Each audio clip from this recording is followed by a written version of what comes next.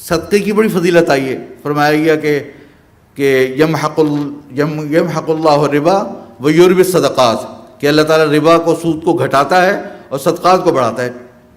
صدقہ دینے کے بارے میں ان تقرض اللہ قرضا حسنا، تو اتنے کئی جگہ ثواب آیا. لیکن ایک حدیث میں آتا ہے کہ قرض حسنہ دینا صدقے سے 16 گنا زیادہ ثواب رکھتا ہے. قرض حسنہ دینا کسی کو یہ صدقے سے 16 گنا زیادہ رکھتا ہے ثواب. کیوں؟ اس کی لاجک کا غور کریں آپ. وجہ اس کی ہے کہ جب آپ کسی کو پیسے دے دیتے ہیں نا، تو وہ اس کو لینے کے بعد اس کو فار گرانٹیڈ لے لیتا ہے، سمجھتا ہے کہ جی یہ تو، اور اس کی عادت خراب ہونی شروع ہو جاتی ہے. وہ سمجھتا ہے کہ میرے لیے طریقہ یہی ہے کہ میں پیسے لوں اور لے کے کھا جاؤں. لیکن جب آپ کسی کو قرض حسنہ دیتے ہیں تو اس کے اوپر ایک رسپانسبلٹی آتی ہے، لائبلٹی آتی ہے کہ مجھے پے کرنا ہے بیک. اگر نہیں کروں گا تو گناہگار ہوں گا. تو وہ جا کے محنت کرتا ہے، محنت کر کے جو ہے وہ واپس لے کر آتا ہے. تو ہم نے بھی جب میدان میں اپنے یہاں ایک احسان ٹرسٹ قائم کیا تو ہم نے بہت غور کیا کہ ہم اس پہ کیا کریں، چندہ دیا کریں لوگوں کو یا قرضہ دیا کریں. تو ہم نے اس پہ قرض حسنہ کا کانسیپٹ رکھا کہ لوگوں کو تعلیم کے لیے اور ہنرمندی کے لیے قرضے دیں گے، قرض حسنہ 0 اس کے اوپر. تو چنانچہ ماشاءاللہ اب کتنے لوگوں نے وہاں پر الحمدللہ تقریباً 400-500 یونیورسٹیز کا ہم نے کیا، 40-50 ہزار بچے جو ہے وہ ماسٹرز کر کے نکل آئے. تو مقصد یہ کہنے کا کہ قرضہ دینے سے کیا بات سمجھ میں آتی، ثواب اس کے کیوں ہے؟ کیونکہ وہ بندہ جائے گا، وہ جا کے محنت کرے گا.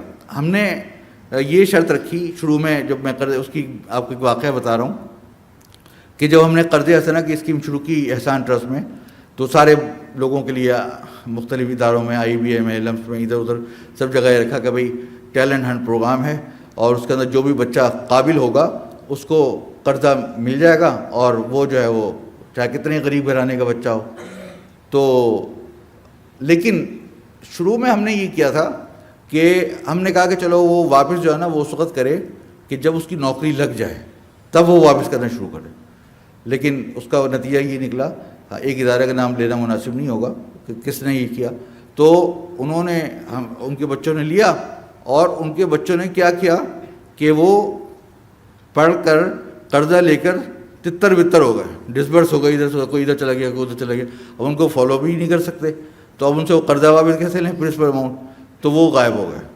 تو ہم نے اس کے بعد یہ طے کر لیا کہ اب ہم کیا کریں گے کہ جب قرضہ دیں گے تو اس کے اگلے مہینے سے اس کی قسط لینا شروع کر دیں گے. تو مجھے ایک ہمارے بہت معروف بینکر اور کیا کہتے ہیں اسٹیٹ بینک کے بھی کافی سینئر اور ایک ادارے کے سربراہ بھی تھے وہ، تو تعلیمی ادارے، تو وہ مجھ سے کہنے لگے کہ عمران تم نے یہ کیا کر دیا کہ لوگوں کو پر لازم کر دیا کہ جو ہے وہ اس کو تم فوراً واپس لینا شروع کر دیا. اب بچے تو پڑھ رہے ہیں ابھی، وہ واپس کریں گے، تو اس کو ختم کرو، اس کو جو ہے وہ آخر میں لیا کریں. میں نے کہا حضرت بات یہ ہے کہ انہوں نے اس کو، بچوں نے اس کو فار گرانٹیڈ لے لیا. اب جب سے ہم نے یہ کیا ہے تو بچے کیا کرتے ہیں، سائملٹینیسلی شام کو ٹیوشن پڑھائیں گے، کوئی کانٹینٹ رائٹنگ کریں گے، کوئی گرافک ڈیزائننگ کریں گے، کوئی فری لانسنگ کریں گے، اور اس سے کما کے لا کے ہمیں پیسے دے دیتے ہیں. تو وہ جو پیسے ہمارے پاس آئیں گے تو ہم اور لوگوں کو دے پائیں گے، ورنہ تو یہ سسٹم ہی ختم ہو جائے گا اگر لوگ پیسے لے کے بھاگ گئے. تو ہم نے اس لیے اس کو لیا تھا کہ اس کو بھی سمجھ میں آیا کہ ہاں یہ تم نے ٹھیک کیا، اچھا کیا.